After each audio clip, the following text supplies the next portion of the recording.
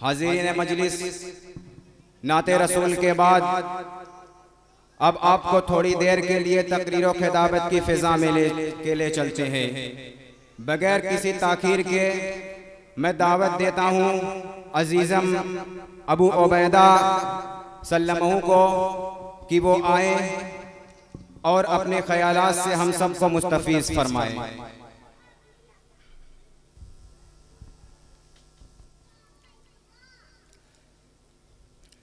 अल्हम्दुलिल्लाह अल्हम्दुलिल्लाहि रब्बिल आलमीन वस्सलातु वस्सलामु अला सय्यिदिल अंबिया'i वल मुरसलीन व अला आलिहि व अस्हाबिहि अजमईन व मन तबिअहुम बि इहसान इला यौमिद्दीन।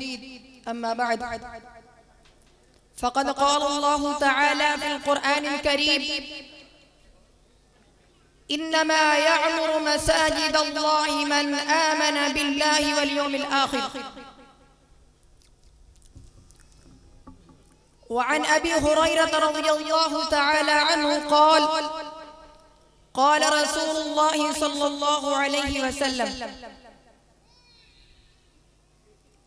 इज़ा मातल इंसान यनक़तिउ अन्हु अमलुहु इल्ला मिन सलासा इल्ला मिन सदक़तिन जारिया औ इल्मिही युंतफ़अु बिही औ वलदिन सालिह यदऊ लहु। रवाहु मुस्लिम। स्टेज पर तशरीफ फरमा उलमाए किराम और मेहमानाने इज़ाम और हाज़रीन मजलिस,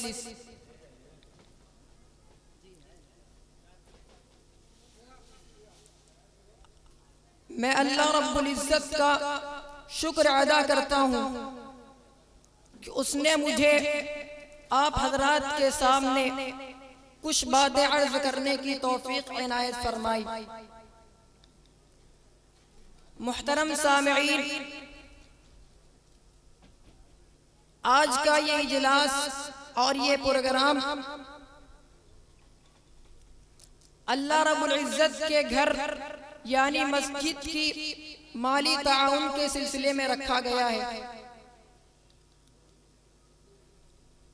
इस इजलास के अंदर मैं आप हज़रात के सामने इस बात को और इस हकीकत को वाज़े करना चाहता हूँ कि इस्लाम के अंदर हमारे मजहब में, हमारे दीन में मस्जिद का मकाम व मर्तबा क्या है, मस्जिद की हैसियत क्या है। क्योंकि जब आदमी को किसी चीज का मकाम व मर्तबा, उसकी हैसियत, उसका दर्जा मालूम होता है तो उसी के बकद्र उसके लिए वो ताउन करता है, उसके लिए जान माल और तन मन धन सब कुछ लगा देता है। मुहतरम सामिईन, मस्जिद ये अल्लाह अहकमुल हाकिमीन खुदाए जुल जलाल खालिक कौनो मका मालिक अर्श अजीम का घर है। मस्जिद ये अल्लाह ताला की इबादत की जगह है। मस्जिद ये वो मकाम है जहाँ पर बंदा अपने खालिक व मालिक और अपने अल्लाह के सामने राज़ो नियाज करता है और अपनी दुनियावी, मिली, समाजी हर तरीके की ज़रूरत को अपने रब के सामने पेश करता है। मस्जिद ये ऐसी अजीम जगह है जहाँ से भाईचारगी, अखुवत, मोहब्बत, प्यार हर चीज की तालीम मिलती है। मस्जिद ये वो मकाम है जहाँ से हमें इज्तिमाइयत और इत्तेफाकियत की नज़ीर मिलती है। मस्जिद वो जगह है जहाँ से हमें इत्तेफाक और इत्तेहाद की तालीम मिलती है। मस्जिद वो मकाम है जहाँ हम अपने खालिक और अपने मालिक के सामने सर मसजूद होते हैं। मस्जिद वो जगह है जहाँ हम अल्लाह रब्बुल इज़्ज़त की इबादत करते हैं। मस्जिद वो मकाम है जहाँ हम अपने खालिक, अपने मालिक और अपने रब के सामने हर तरीके की ज़रूरत, हर तरीके की हाजत को पेश करते हैं। नबी करीम सल्लल्लाहु अलैहि वसल्लम ने इरशाद फरमाया है, मन बना लिल्लाहि मस्जिदा बनल्लाहु लहु बैतन फिल जन्नह, कि जो शख्स अल्लाह रब्बुल इज्जत के लिए मस्जिद बनाता है तो अल्लाह ताला उसके लिए जन्नत में एक घर बनाता है। इस हदीस के अंदर मस्जिदन का लफ्ज, इसके अंदर जो तनवीन, ये तनवीन तनकीर कहलाती है। इसका मतलब यह है कि आदमी छोटी से छोटी मस्जिद बनाएगा तो उसके लिए भी अल्लाह रब्बुल इज्जत क़यामत के दिन अल्लाह रब्बुल इज्जत जन्नत में घर बनाएगा। चुनांचे हदीस के अंदर आता है कि अगर आदमी कता परिंदा के बकदर भी मस्जिद बनाएगा तब भी अल्लाह रब्बुल इज्जत जन्नत के अंदर उसका मकाम और उसके लिए महल और उसके लिए घर तैयार करेगा। खुतबे के अंदर जो मैंने आयत पढ़ी है, इसके अंदर अल्लाह रब्बुल इज्जत इरशाद फरमाता है, इन्नमा यअमुरु मसाजिद अल्लाह मन आमन बिल्लाहि वल यौमिल आखिर, कि अल्लाह की मस्जिद को सिर्फ और सिर्फ वही लोग तामीर करते हैं जो अल्लाह पर और आखिरत के दिन पर ईमान लाते हैं। इससे ये मालूम होता है कि अगर हम मस्जिद तामीर कर रहे हैं, अगर हम मस्जिद में जान के एतबार से या माल के एतबार से या किसी और तरीके से ताउन कर रहे हैं तो ये हमारे मोमिन होने और हमारे साहिब ईमान होने की अलामत और दलील है। क्योंकि अल्लाह रब्बुल इज्जत ने फरमाया, इन्नमा यअमुरु मसाजिद अल्लाह मन आमन बिल्लाहि वल यौमिल आखिर। इसी तरीके से नबी करीम सल्लल्लाहु अलैहि वसल्लम ने इरशाद फरमाया, इज़ा रअयता अर्रजुला यतआहदुल मस्जिद फशहदू लहू बिल ईमान फ़इन्नल्लाह यक़ूल इन्नमा यअमुरु मसाजिद अल्लाह मन आमन बिल्लाहि वल यौमिल आखिर, रवाहु तिर्मिज़ी व इब्न माजा व दारमी औ कमा क़ाल रसूलुल्लाह सल्लल्लाहु अलैहि वसल्लम। नबी करीम सल्लल्लाहु अलैहि वसल्लम ने इरशाद फरमाया कि जिस आदमी को तुम देखो कि वो अल्लाह की मस्जिद तामीर कर रहा है, तुम तो उसके लिए उसके ईमान, उसके मोमिन होने, उसके ईमान की गवाही दो। क्यों? इसलिए कि अल्लाह रब्बुल इज्जत ने कुरान करीम के अंदर इरशाद फरमाया है, इन्नमा यअमुरु मसाजिद अल्लाह मन आमन बिल्लाहि वल यौमिल आखिर। मेरे मुहतरम सामिईन,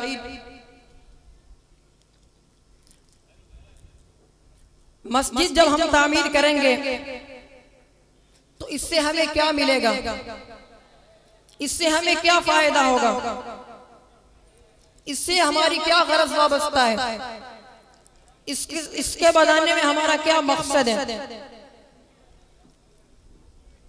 मस्जिद इसके बनाने का मकसद और इसके बनाने का मकसद और इसकी गरज और इसका फायदा यह है कि हम इकट्ठा होकर, जमा होकर एक साथ अपने खालिक, अपने रब और अपने मालिक की इबादत करें और एक साथ मिलकर अल्लाह रब्बुल इज्जत के सामने राज़ो नियाज करें, एक साथ मिलकर अपने खालिक व मालिक से अपनी हाजत, अपनी ज़रूरत, अपनी मिली ज़रूरत, अपनी दीनी ज़रूरत, अपनी सियासी ज़रूरत और अपनी समाजी ज़रूरत को अपने रब और अपने खालिक व मालिक के सामने पेश करें। इसी गरज के लिए मस्जिद बनाई जाती है। और मस्जिद बनाने का मकसद ये भी है कि उसके जरिए हमें इज्तिमाइयत, इत्तेहाद और इत्तेफाक की तालीम मिलती है। क्योंकि जब इंसान मस्जिद में जमा होते हैं, जब मुसलमान मस्जिद में जमा होकर एक साथ अपने खालिक के सामने, अपने मालिक के सामने सर बसजूद होते हैं, अपना सर खम करते हैं, अपना सर और अपनी पेशानी टेकते हैं, तो इससे मालूम होता है कि ये तमाम के तमाम लोग एक ही खालिक व मालिक और एक ही रब को पुकारने वाले हैं और एक ही रब की इबादत करने वाले हैं। तो इससे इज्तिमाइयत, इत्तेफाक और इत्तेहाद की तालीम मिलती है। इसी तरीके से मस्जिद बनाने का मकसद ये भी है कि इसके जरिए हमारी जिस तरीके से दीनी जरूरत पूरी होती है, ऐसी हमारी दुनियावी जरूरत भी और सियासी जरूरत भी और मिली जरूरत भी पूरी हो। हज़रात सामिईन, मस्जिद बनाने से जिस तरीके से हमें ये फायदा मिलता है कि अल्लाह रब्बुल इज्जत जन्नत के अंदर हमारे लिए घर बनाता है, इसी तरीके से मैंने खुतबे के अंदर जो हदीस पढ़ी उसमें आप अलैहिस्सलातु वस्सलाम ने इरशाद फरमाया है कि जब इंसान मर जाता है तो उसके तमाम अमल खत्म हो जाते हैं, तमाम अमल गारत हो जाते हैं और वो न कोई दीनी काम कर सकता है, न कोई दुनियावी काम कर सकता है, न किसी की खिदमत कर सकता है, न किसी की मदद कर सकता है। लेकिन सिर्फ और सिर्फ 3 चीजें ऐसी हैं जो मरने के बाद भी जारी रहती है। उनमें से सबसे पहली चीज सदक़ा जारिया है। सदक़ा जारिया का मतलब क्या है? सदक़ा जारिया का मतलब यह है कि आदमी कोई ऐसा काम कर जाए जिसकी वजह से मरने के बाद भी उसका फायदा और उसका सवाब उसको मिलता रहे। मसलन मदरसा बनवा दे, मस्जिद बनवा दे, कुआं खुदवा दे, इसी तरीके से नल लगवा दे वगैरह। तो उसमें से एक मस्जिद भी आती है। तो जब हम मस्जिद अल्लाह के लिए बनाएंगे तो हमारे मरने के बाद ये मस्जिद हमारे लिए सदक़ा जारिया बनेगी और हमारे लिए सवाब का बाइस होगी, क्योंकि हमारे पास जो इस दुनिया के अंदर माल दौलत, साजो सामान और असबाब हैं, जब तक हम इस दुनिया के अंदर मौजूद हैं तब तक तो हम इससे नफा उठा सकते हैं, इससे फायदा उठा सकते हैं। जैसे ही हम इस दुनिया से कूच कर जाएंगे, जैसे ही हम इस दुनिया से दार आखिरत की जानिब मुंतकिल हो जाएंगे तो न ये माल हमें काम देगा, न ये असबाब हमें काम देंगे, न ये सामान हमें काम देंगे, नहीं ये मालो दौलत हमें काम आएगी। सिर्फ और सिर्फ हमारे काम वही चीज आएगी जिसको हमने आगे भेजा हो। उनमें से एक सदक़ा जारिया भी है। अल्लाह रब्बुल इज्जत कुरान करीम के अंदर फरमाता है वमा तुक़द्दिमू लिअन्फुसिकुम मिन खैरिन तजिदूहु इंदल्लाह, कि जो कुछ भी तुम अपने लिए आगे भेजोगे तो उसको अल्लाह रब्बुल इज्जत के पास पाओगे। तो इसलिए अगर हम अल्लाह ताला के लिए मस्जिद बनाएंगे तो इसका सवाब हम मरने के बाद भी पाएंगे। और दुनिया के अंदर जितने भी मालो दौलत, साजो सामान है, इसका हमें कोई फायदा नहीं होगा। जब तक हम इस दुनिया के अंदर मौजूद हैं तब तक तो हम इससे फायदा उठा सकते हैं। जैसे ही हमारी मौत हो जाएगी, हम इस दुनिया से दार आखिरत और दार जज़ा की जानिब मुंतकिल हो जाएंगे तो हम इससे ज़र्रा बराबर भी फायदा नहीं उठा सकते। सिर्फ और सिर्फ इससे हमारी औलाद, हमारे बाल बच्चे और दीगर अहबाब फायदा उठा सकते हैं, लेकिन हम इससे ज़र्रा बराबर भी फायदा नहीं उठा सकते। हम सिर्फ और सिर्फ उसी चीज से मरने के बाद फायदा उठा सकते हैं जिसको हमने पहले से भेज रखा हो या फिर हमने सदक़ा जारिया आगे भेज रखा हो। तो उन सदक़ा जारिया में से एक मस्जिद बनाना भी ये भी सदक़ा जारिया है। इसलिए नबी करीम सल्लल्लाहु अलैहि वसल्लम ने इरशाद फरमाया कि इंसान जब मर जाता है तो सिर्फ और सिर्फ 3 चीजें उसके लिए बाकी रहती हैं, जिनमें से एक सदक़ा जारिया यानी मस्जिद मदरसा वगैरह बनाना है। और दूसरी हदीस के अंदर नबी करीम सल्लल्लाहु अलैहि वसल्लम ने इरशाद फरमाया कि जब आदमी मस्जिद बनाता है तो अल्लाह ताला उसके लिए जन्नत में एक घर बनाते हैं। मस्जिद बनाने के लिए ये कोई जरूरी नहीं है कि हम असर नौ मस्जिद तामीर करें या फिर पूरी मस्जिद तामीर करें, बल्कि हदीस के अंदर आता है कि अगर छोटी से छोटी भी अपने सजदा करने की जगह या आधी मस्जिद बना दें या चौथाई मस्जिद बना दें या छोटे परिंदे के बकदर घोंसले के बकदर भी अगर हम मस्जिद तामीर करेंगे तो उससे भी अल्लाह रब्बुल इज्जत उसके बदले में हमारे लिए जन्नत में घर बनाएगा। और अल्लाह ताला हमारे लिए जन्नत में कैसा घर बनाएगा? हम अगर इखलास के साथ थोड़ा भी मस्जिद का ताउन करेंगे, कुछ न कुछ मस्जिद का ताउन करेंगे, तो इखलास की वजह से अल्लाह रब्बुल इज्जत अपने शायान शान के मुताबिक आखिरत में हमें ज्यादा से ज्यादा बदला देंगे।